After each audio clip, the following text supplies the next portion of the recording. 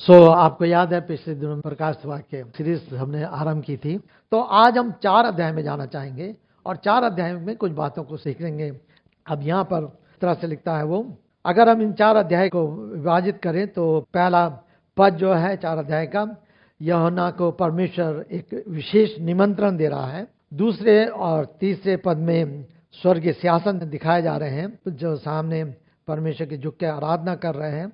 उसके बाद हम 4 जीवित प्राणियों को देखते हैं 6 और 8वें पद में 4 अध्याय के, और फिर उसके बाद 9 पद से लेकर 11 पद तक ये सब मिल करके परमेश्वर पिता की आराधना कर रहे हैं, परमेश्वर पिता की महिमा कर आराधना करें। ये 11 पद इस तरह से हम एक एक करके देख सकते हैं, समझने का प्रयास करेंगे। परमेश्वर की सहायता से थोड़े समय में कुछ चीज़ों को हम समझना चाहेंगे और मेरे साथ अगर पदों में चलेंगे, ध्यान देंगे तो ज़रूर ये समझने में आएगा।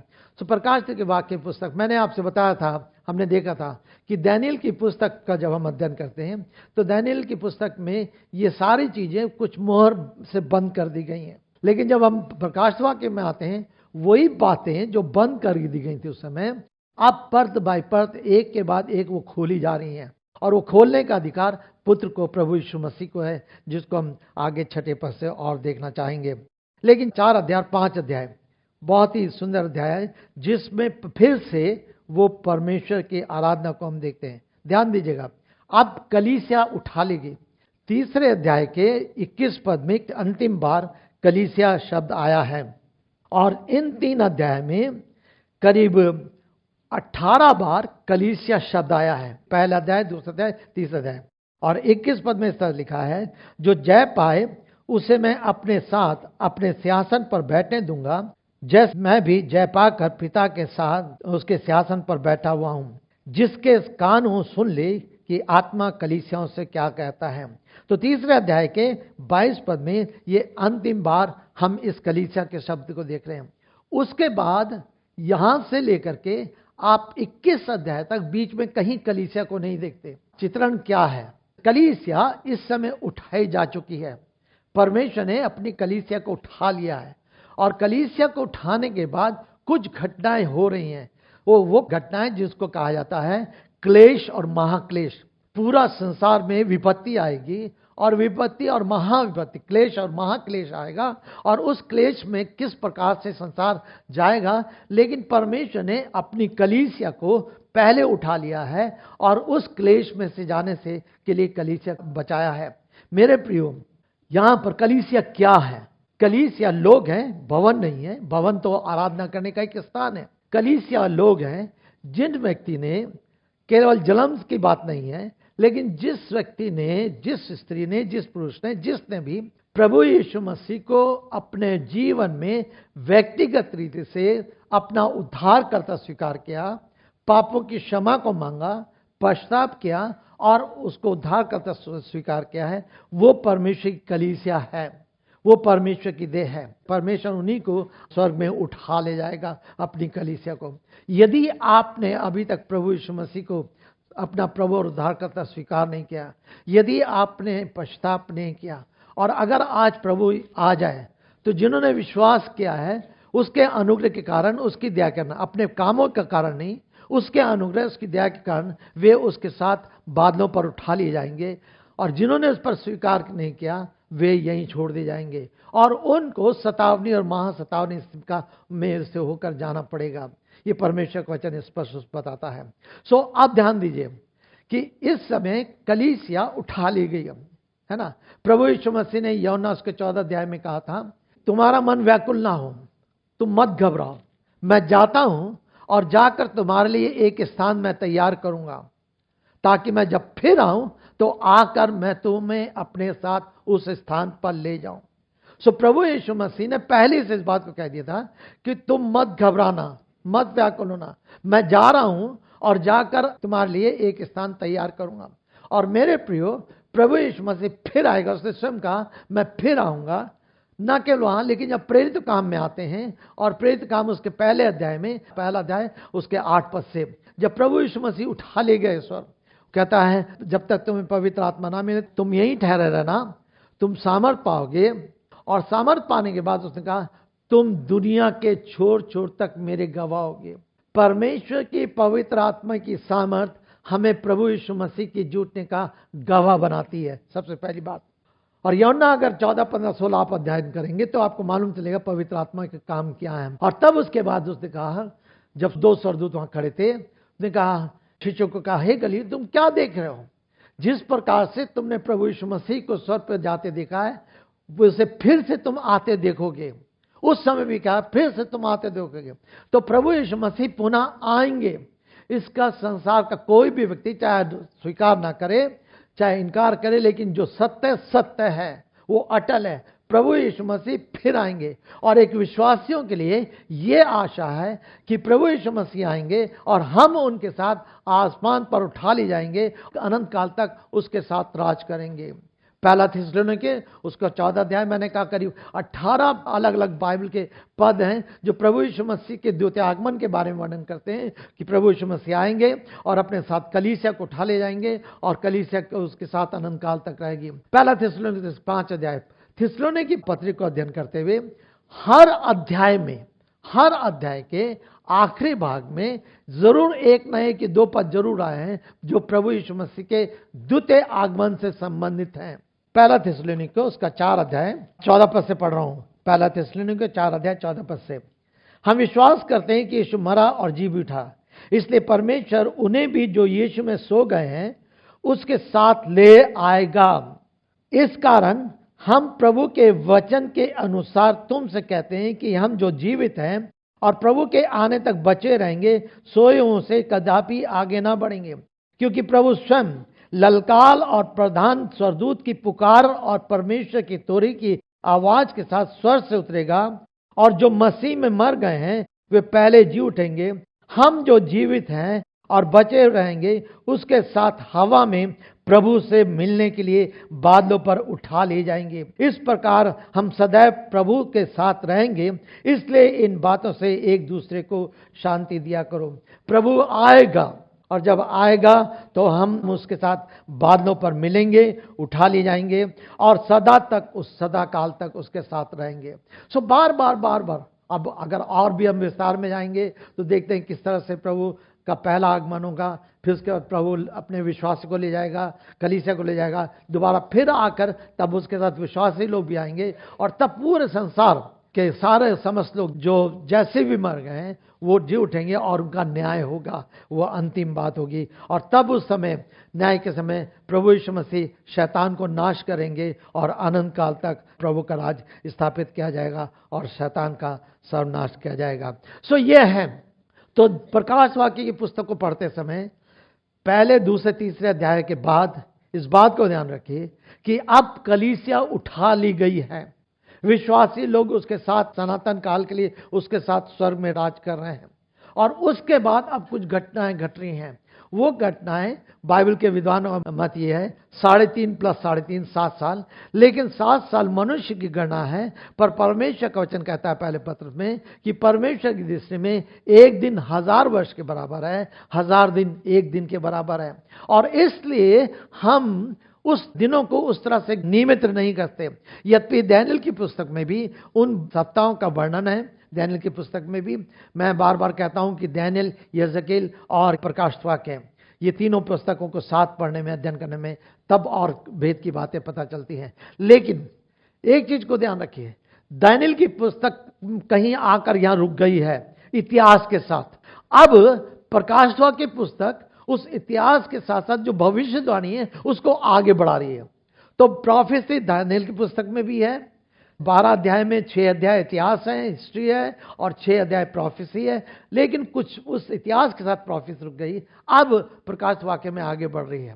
तो 4 अध्याय में आइए, इन बातों के पश्चात, किन बातों के पश्चात कि कलीसिया अब स्वर पर उठा ली गई है, मैंने दृष्टि की और देखो स्वर में एक द्वार खुला हुआ है, तुरही की ध्वनि के समान जो प्रथम आवाज मैंने सुनी। उसने कहा, ऊपर आ।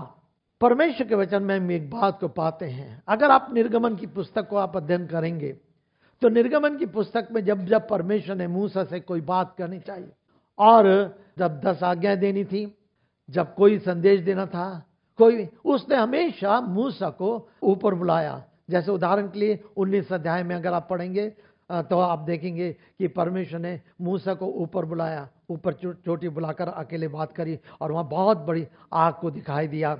सो नए नियम में केवल 2 जन हैं जिनको परमेश्वर ने ऊपर बुला करके विशेष रीति से बात की है। एक पौलुस है, जिसका पहला कुरिन्थियों के 12 अध्याय में हम देखते हैं। पहला कुरिन्थियों के 12 अध्याय में पौलुस वर्णन करता है कि मुझसे परमेश्वर ने कहा तू आ, और उसने भेद की बातों, तो बहुत सारी बातें पौलुस से परमेश्वर ने कही हैं और उन्हीं बातों को पौलुस ने बाद में आगे चल करके मेरे और आप तक पहुंचाया है। और कई बार कहता है कि ये बात मुझे प्रभु से मिली, ये बात मुझे प्रभु से पहुंची, ये बात प्रभु से मिली, वो इस बात को कहता है। सो परमेश्वर ने उसको भी ऊपर बुलाया, जो पहला कुरिन्थियों 12 अध्याय में। यहां पर भी यूहन्ना को, तो नए नियम में केवल 2 जन हैं, एक पौलुस प्रेरित है और एक ये यूहन्ना प्रेरित है, जो प्रभु यीशु मसीह के साथ रहा, जिसने यीशु मसीह को देखा, जिसको यीशु मसीह ने विशेष रीति से अपना मित्र कहा और उसने सारी बातों को देख करके, और सबसे अधिक आयु का जीवन जो था वो यूहन्ना, इसी यूहन्ना का था, जो लगभग 96 साल जीवित रहा। पौलुस तो कई साल पहले ही उसकी मृत्यु हो चुकी थी। तो कहता है ऊपर आ, मैं तुझे उन बातों को दिखाऊंगा जिनका इसके पश्चात होना अवश्य है। अब परमेश्वर यूहन्ना को वो बातें दिखा रहा है जिनके पश्चात कलीसिया स्वर्ग में उठा ली गई है। अब संसार में क्या कुछ घटने वाला है, क्या कुछ घटेगा, उन बातों के सारा वर्णन अब यहां पर परमेश्वर ने इस यूहन्ना को दिखाया है। कहता है कि मैं उन बातों को दिखाऊंगा जो इनके पश्चात होना अवश्य है, कोई उसको रोक नहीं सकता। ये अवश्य ऐसा होगा, मनुष्य उसको स्वीकार करे ना करे, मनुष्य माने या ना माने। मनुष्य संसार में आज तो बहुत रीति से मैं नहीं मानता। मैं अक्सर साधु सुंदर सिंह के बारे में बात करता हूं, लेकिन किस प्रकार से परमेश्वर ने साधु सुंदर सिंह से स्वप्न के द्वारा, दर्शन के द्वारा बात करी और उसके बाद उसको अपना सेवक बना लिया। क्या कहना चाह रहा हूं मैं कि एक दिन वो भी बहुत अधिक विरोध में था, विद्रोही था, लेकिन परमेश्वर ने उसको भी चुना और वो उसका अनुयायी बन गया। आज कितने ऐसे संसार में लोग हैं जो प्रभु यीशु मसीह का विरोध करते हैं, विद्रोह करते हैं, उसके विरोध में होकर हर तरह कार्य करते हैं, लेकिन कहीं ना कहीं किसी ना किसी रीति से परमेश्वर उनको चुन लेता है। और इसीलिए मैं और आप उन लोगों के लिए प्रार्थना करते हैं जो लोग मसीहों को सताते हैं कि प्रभु काश आप उनकी आंख खोल दे ताकि वो तेरे प्रेम को, तेरे अनुग्रह को, तेरी दया को समझ सके और वो भी पाप से पश्चाताप करके तेरे जीवन को प्राप्त कर सके। क्योंकि परमेश्वर नहीं चाहता कि कोई भी मनुष्य नाश हो, वो ये चाहता है कि हर एक मनुष्य को मन फिराव का अवसर मिले और वो बच सके। ये परमेश्वर की दया और परमेश्वर का प्रेम है और वही आत्मा मेरे और आपके जीवन में भी होना है कि हम उस लोगों के लिए इसी प्रकार से प्रार्थना कर सकें, चाहे वो कितने अधिक हमारे विरोधी हों, विद्रोही हों, कैसा कुछ भी हो। सब आगे चल करके वो कहता है अब मैं तुरंत आत्मा में आ गया और देखो स्वर्ग में एक सिंहासन रखा था, स्वर्ग में एक सिंहासन रखा था और उस पर कोई बैठा हुआ था। और इस 4 अध्याय और 5 अध्याय में लगभग 13-14 बार सिंहासन शब्द आया है। इस 2 अध्याय में सिंहासन मुख्य है। ये जो प्रकाशवाक्य की पुस्तक, एक चीज और मैं कहना चाहूंगा कि एक चित्रणात्मक तरह से ये लिखी गई पुस्तक है।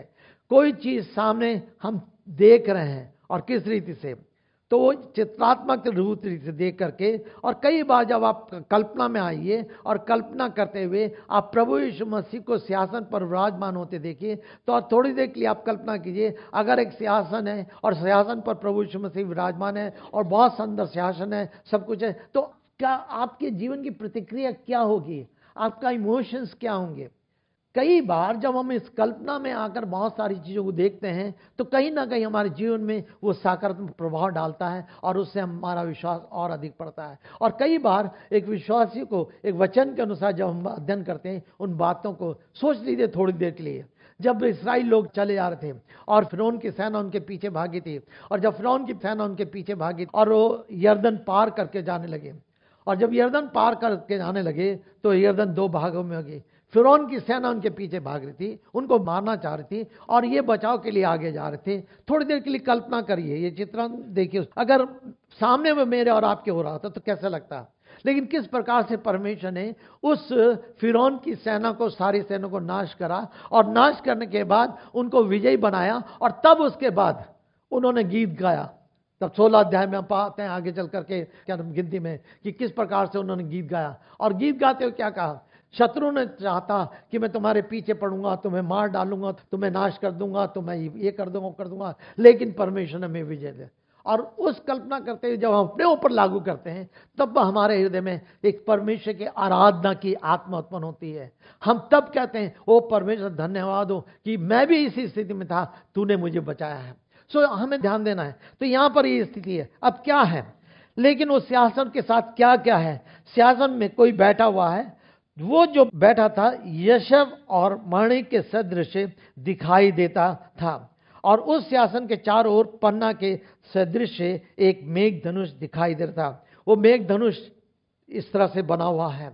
ये जो जितने हीरे हैं, ये यशब मणि के, अगर आप निर्गमन की पुस्तक में जाएंगे 25, 26, 27 अध्याय में, निर्गमन की पुस्तक बहुत ही सुंदर पुस्तक है उसका अध्ययन करने के लिए। और जब पहले परमेश्वर 10 आज्ञा उनको देते हैं, उसके बाद परमेश्वर अपने उपासना के लिए मंदिर के बारे में बताते हैं, किस प्रकार से वाचा के संदूक को बनाना, किस प्रकार से मिलाप वाले तंबू को बनाना, किस प्रकार से याजक के पहरावे को बनाना। और जब याजक का पहराव बनता था, तो उस याजक के पहरावे में ये सारी चीज जड़ी जाती थी। करीब 12 पत्थर थे जो बहुमूल्य पत्थर थे, जिनको आप हीरे भी बोलते हैं, वो उस वस्त्र पे लगाए जाते थे, उनके याजक के वस्त्र पे। और ये इस बात दिखाई देता है कि परमेश्वर किस प्रकार से अपने लोगों को बहुमूल्य बनाता है, और किस प्रकार से उनकी जो वैभव है, किस प्रकार से परमेश्वर महिमित करता है। और मेरे प्रिय इस बात को देखिए, जब हम पतरस की पत्री में आते हैं, तो पतरस कहता है कि हम चुने वंश की याजकों का समाज है। परमेश्वर ने मुझे और आपको चुना है और याजकों का समाज बनाया है। और तब हम देखते हैं कि अगर याजकों का समाज परमेश्वर ने मुझे बनाया है, और याजक परमेश्वर अगर महिमा के का चित्रण प्रकट करता है, तो मेरा और आपका जीवन किस प्रकार से उसकी महिमा का जीवन व्यतीत करना है, मुझे किस प्रकार से इस संसार में होकर रहना है। सो यहां पर जो बैठा हुआ है, कौन बैठा हुआ, परमेश्वर का सिंहासन है, और उस परमेश्वर के सिंहासन में किस प्रकार से, और तब क्या कह रहा है, तो उस सिंहासन के चारों 24 सिंहासन थे, 24 और सिंहासन है। उन 24 सिंहासन में मैंने 24 प्राचीनों को श्वेत वस्त्र पहने तथा सिर पर सोने के मुकुट धारण किए देखा। श्वेत वस्त्र, श्वेत वस्त्र कौन, किसके लिए, परमेश्वर के वचन कहता है कि परमेश्वर ने अपने लहू से मुझे और आपको शुद्ध करके मुझे और आपको श्वेत वस्त्र, मलमल के वस्त्र दिए हैं। यह शायद इस बात को वर्णन करता है। सो ये वो लोग हैं जिनके पाप क्षमा किए गए हैं। ये वो लोग हैं जिन्होंने प्रभु यीशु मसीह के लहू में आ करके अपने आप को शुद्ध किया है, जिनके वस्त्र, जो गंदे वस्त्र उसको हटा करके परमेश्वर को शुद्ध किया और सब श्वेत वस्त्र बनाए। श्वेत जो है शुद्धता के प्रतीक है, महिमा का प्रतीक है, परमेश्वर ने उनको दिया है। और ये 24 प्राणी परमेश्वर के, जो बाइबल के विद्वान हैं, उनका मत है कि 12 गोत्र और 12 प्रेरित, 12 गोत्र और 12 प्रेरित। पुराने नियम में 12 गोत्रों के बारे में पढ़ते हैं, नए नियम में 12 प्रेरितों के बारे में पढ़ते हैं, और ये मिलके 24 होते हैं, और जो पूरे संसार का चित्रण दिखाते हैं कि इस पूरे संसार में, पूरे विश्व में जो उसके चुने हुए लोग हैं, चाहे वो प्रेरित कहलाए जाते हैं और उसके याजक कहलाए जाते हैं, जिनको प्रभु यीशु मसीह ने अपने पवित्र लहू से शुद्ध किया है, उनको श्वेत वस्त्र बनाए हैं, मलमल के वस्त्र बनाए हैं, वे हैं। और उनके सिर पर उसने महिमा का मुकुट दिया है।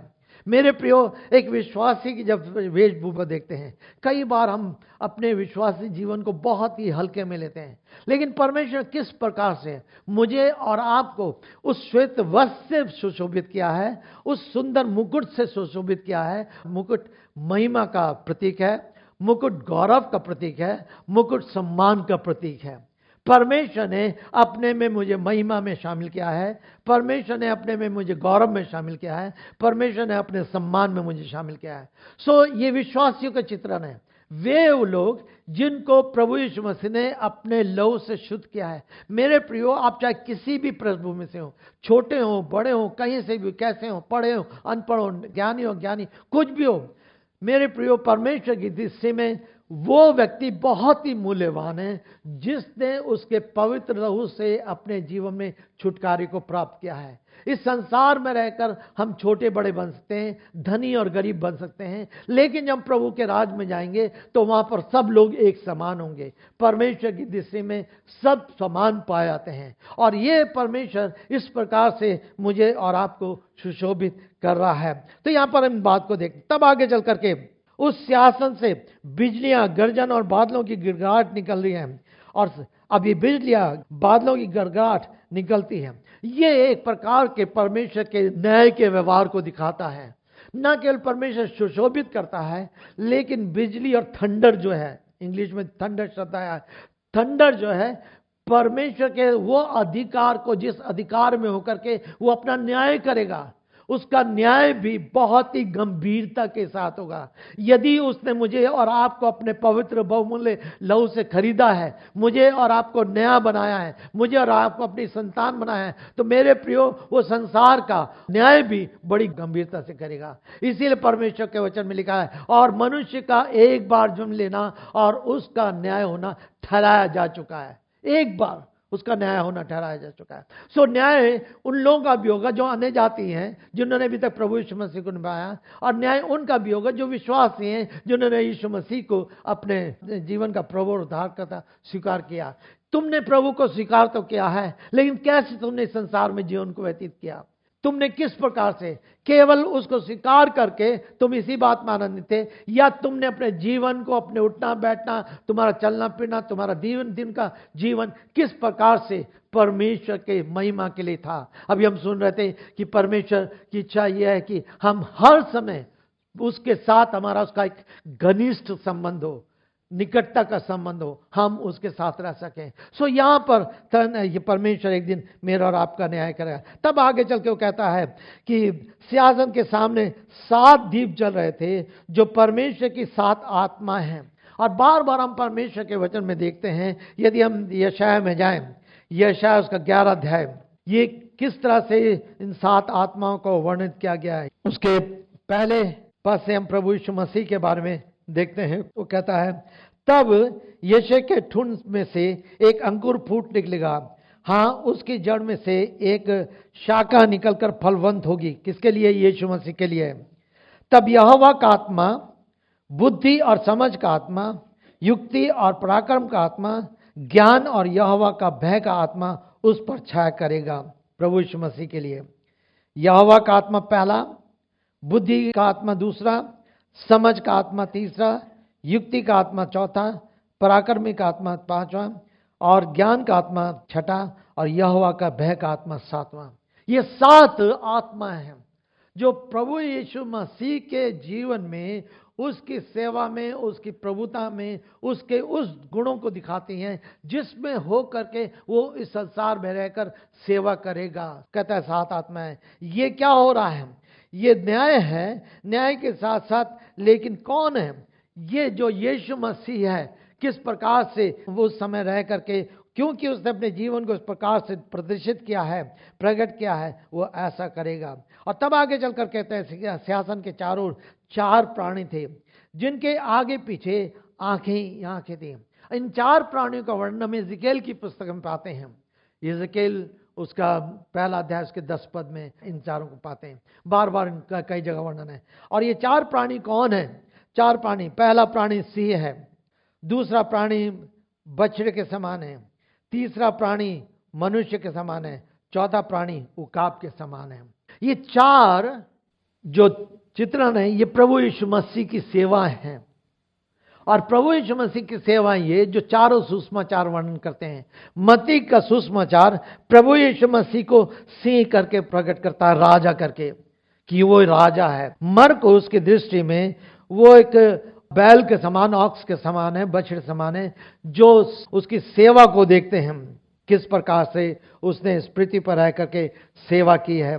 तीसरा जो है, तीसरा प्राणी मनुष्य के समान, किस प्रकार से वो मनुष्य बन करके इस पृथ्वी पर आया, और पृथ्वी पर आकर उसने अपने आप को मेरे और आपके लिए बलिदान किया। वो सेवा जो परमेश्वर ने, प्रभु ने मनुष्य के समान पूरी करी है।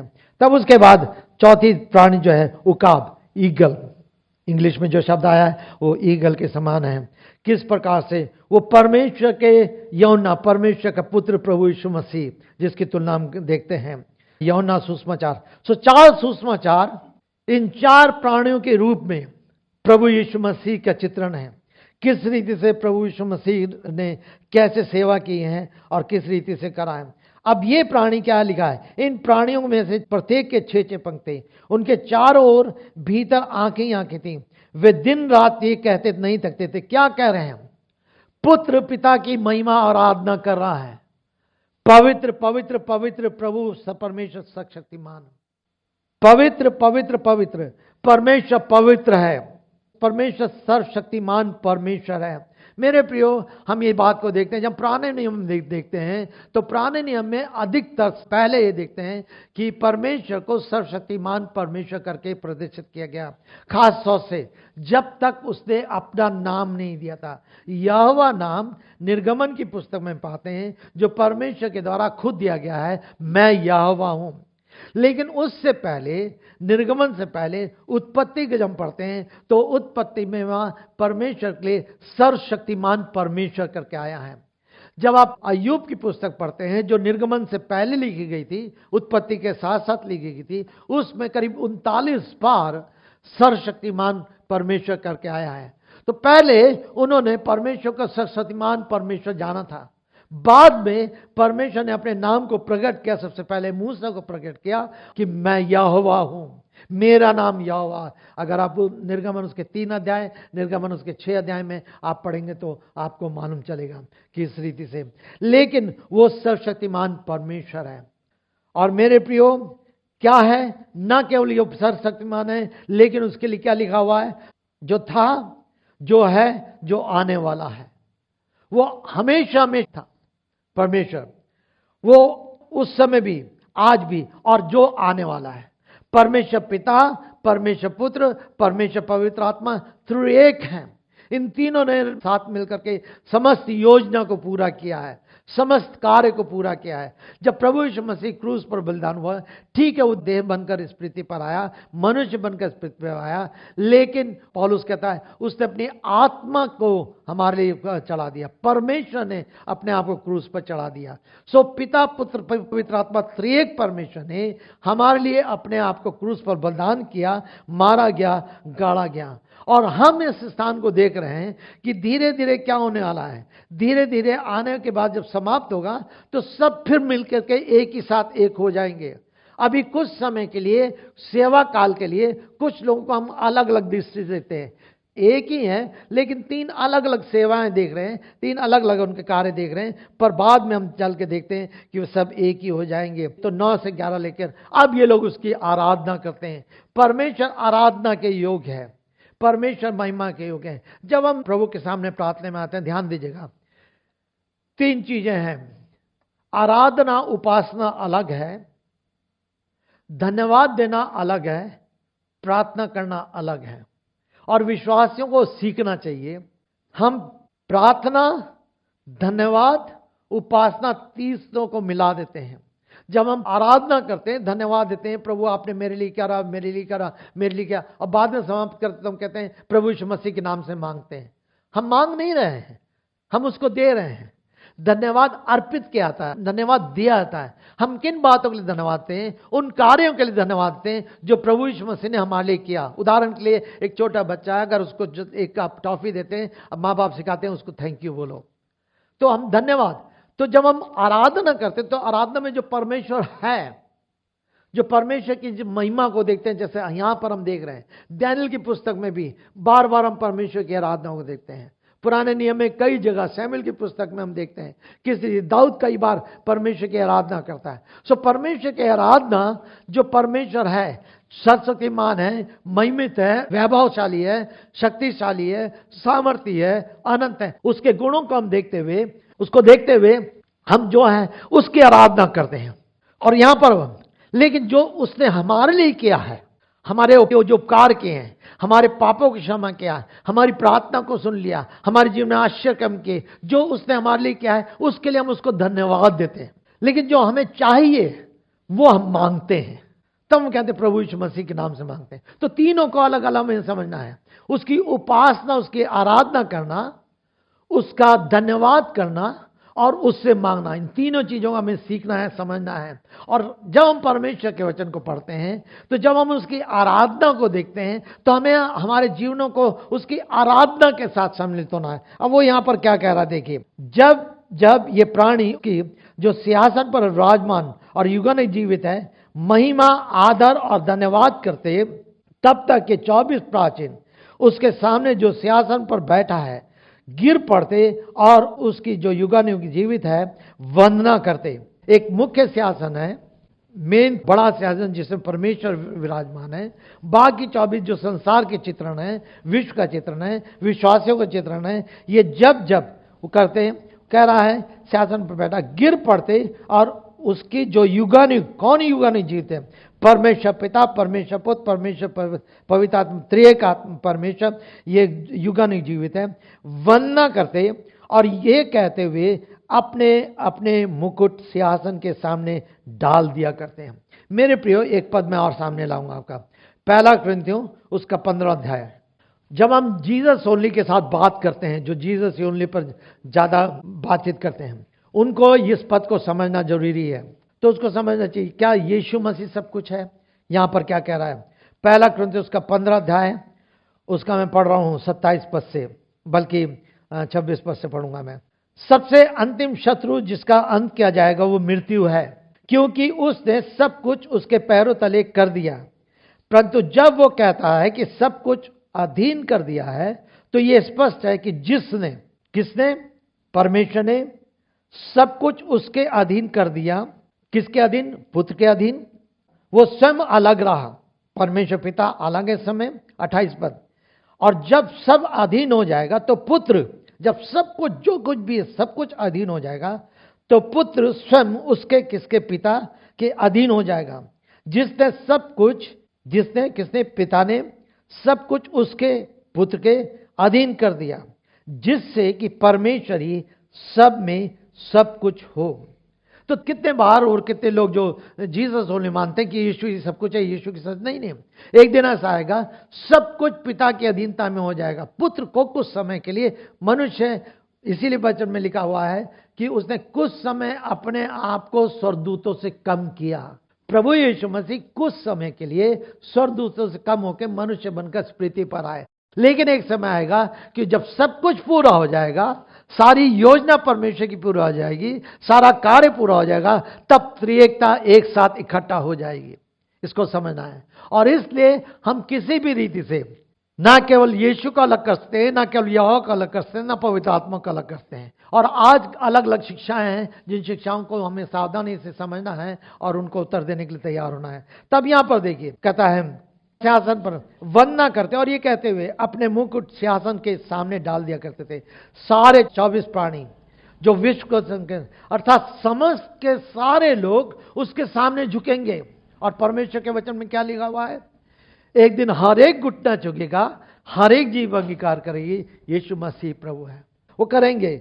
और तब 11 पद में, हे हमारे प्रभु और परमेश्वर, तू ही महिमा, ये उसकी आराधना है, तू ही महिमा, आदर, सामर्थ के योग्य है, क्योंकि तूने सब वस्तुओं को सृजा और उनका अस्तित्व और उनकी सृष्टि तेरी इच्छा से हुई। तू ही आदर, महिमा, सामर्थ के योग्य है। तू ही है परमेश्वर। हम तेरी आराधना करते हैं, हम तेरी उपासना करते हैं, हम तेरे नाम को ऊंचा उठाते हैं, हम तेरे नाम को धन्य कहते हैं, क्योंकि तू ही सामर्थ के योग्य है, तू ही सर्वाधिकारी है, तू ही सृष्टि करता है। तूने सब कुछ को सृजा, इस संसार की जो कुछ भी है सब कुछ को तूने सृजा है, मुझको तूने सृजा है, हमें बनाया है, और इसलिए हम तेरी आराधना करते हैं। कहता है और उनका अस्तित्व जो उनकी सृष्टि में दिखाई देता है तो तेरी ओर से है। सो परमेश्वर सब कुछ है, परमेश्वर सब कुछ है। और अब यहां पर 5वें अध्याय में भी कुछ इसी तरह से, लेकिन 5वां अध्याय फिर एक कदम आगे हम बढ़ेंगे कि अब जो धीरे धीरे हम आगे बढ़ते जाएंगे तो उस चीज को देखते चले जाएंगे किस प्रकार से वो परत बाई परत वो चीजें खुल रही है और किस रीति से संसार को होकर जाना पड़ेगा, क्या क्या संकट होंगे, कैसे होगा, और किस रीति से शैतान इस संसार पर हावी होगा। और खास जो लोग रह गए हैं पृथ्वी पे उस समय कुछ लोग विश्वास में भी आएंगे, उनको भी सतावनी का सहना पड़ेगा, किस प्रकार से क्लेश का सामना करना पड़ेगा। पर मेरे और आपके लिए एक खुशखबरी यह है, जो मुझे और आपको उत्साहित होना चाहिए, परमेश्वर का धन्यवाद देना चाहिए। यदि मैंने और आपने प्रभु यीशु मसीह को अपना व्यक्तिगत प्रभु उद्धारकर्ता स्वीकार किया, मैं बार बार कहता हूं, मैं जन्म से ईसाई परिवार में पैदा हुआ था, मेरे को बचपन में बपतिस्मा दिया गया था, बड़ा हुआ तो मेरा कन्फर्मेशन हुआ, लेकिन उसने मुझे उद्धार नहीं दिया, उसने मुझे बचाया नहीं। मैं ईसाई तो था लेकिन मसीह नहीं था। पर धन्यवाद हो प्रभु यीशु मसीह का, उस दिन जिस दिन प्रभु यीशु मसीह के सुसमाचार को मैंने सुना, समझा, प्रभु ने मेरी आंखों खोल दिया, प्रभु ने मेरे मस्तिष्क को खोल दिया, और एक चीज को मैं समझ सका, मैं पापी हूं और मुझे अपने जीवन में पापों से पश्चाताप करके प्रभु यीशु मसीह को व्यक्तिगत प्रभु और उद्धारकर्ता स्वीकार करना है। और मैंने प्रभु के दया में होकर के अपने पापों से पश्चाताप किया, क्षमा मांगी, अपने जीवन को उसके हाथों में समर्पित किया, और उस दिन उसने मुझे अपनी निज प्रजा बनाया, निस्सर्जा बनाया, निसंतान बनाया। उसने कहा जितनों ने उसे ग्रहण किया उन्हें परमेश्वर ने अपनी संतान होने का अधिकार दिया। जितनों ने उसे ग्रहण किया, जिन्होंने नहीं किया वो परमेश्वर के संतान नहीं। अगर परमेश्वर के संतान नहीं तो परमेश्वर की आशीष से वो वंचित है। जो परमेश्वर की आशीष हम उस समय देखने पाएंगे, या प्रभु जब आएगा तो उसके साथ बादलों पर उठाए जाएंगे कि आशीष से वंचित रहने पाएंगे। लेकिन धन्य है प्रभु जी वो लोग जिन्होंने ऐसा करा। मेरे प्रियो, आज भी आपके लिए अवसर है। यदि आपने आज तक अपने जीवन में यीशु मसीह को प्रभु और उद्धारकर्ता स्वीकार नहीं किया, आप प्रार्थना के साथ अपने जीवन को उसके हाथों में सौंप सकते हैं, और तब उसकी आराधना और उसका उपासना जो आपके हृदय की गहराई से निकलेगी, जीवन से निकलेगी, वो परमेश्वर को आनंदित और महिमित होगी। परमेश्वर हमारे शब्दों से बढ़कर के परमेश्वर हमारे जीवन को देखता है और हमारे जीवन को चाहता है। हमारा शब्द क्या है वो नहीं, लेकिन हमारा जीवन कैसे प्रभु के साथ समर्पित है, और प्रभु सहायता करे कि हम उसके आपको अपने आप समर्पित कर सके। सो यूहन्ना को परमेश्वर कुछ दिखा रहा है, स्वर्ग खोला गया है, परमेश्वर ने उसको ऊपर उठाया है, पतमुस टापू से वहां पर पहुंच गया, और अब किस प्रकार से परमेश्वर अपने भेद की बातों कर रहा है। प्रभु सहायता करे कि मेरे और आपके, कि हम धीरे धीरे इन बातों को और अधिक समझ सकें। जैसे मैंने बोला था, दानिएल की पुस्तक में वो सारी बातें, बहुत सारी बातें मोहर बंद कर दी गई, लेकिन अब 5वें अध्याय के अगर हेडिंग आप देखेंगे तो हेडिंग में लिखा गया है कि मोहर बंद पुस्तक और मेमना। अब वो पुस्तकें जो मोहर होते हैं अब कैसे मेमने के द्वारा खोली जाएंगी, हम आगे बढ़ेंगे। जब 5वें अध्याय में देखेंगे तो हम उसको देखेंगे। सो परमेश्वर मेरी और आपकी सहायता करें। मेरे प्रियो, क्या मैं और आप उन 24 प्राणियों में सम्मिलित हैं जो इसकी उपासना करने के लिए रात दिन तैयार हैं? क्या मुझे और आपको परमेश्वर ने अपने उस मुकुट से शोभायमान किया है? क्या परमेश्वर ने मेरे और आपको श्वेत वस्त्र पहनाए हैं? क्या प्रभु ने अपनी शोभा से मुझे और आपको शोभान्वित किया है? अगर नहीं तो आपके लिए आज अवसर है, क्यों ना आप प्रभु से पश्चाताप करें और अपने जीवन को प्रभु के हाथों में सौंपें, ताकि आप उसकी निज प्रजा बनकर, निज संतान बनकर उसको आदर दे सके। आइए हम प्रार्थना करेंगे।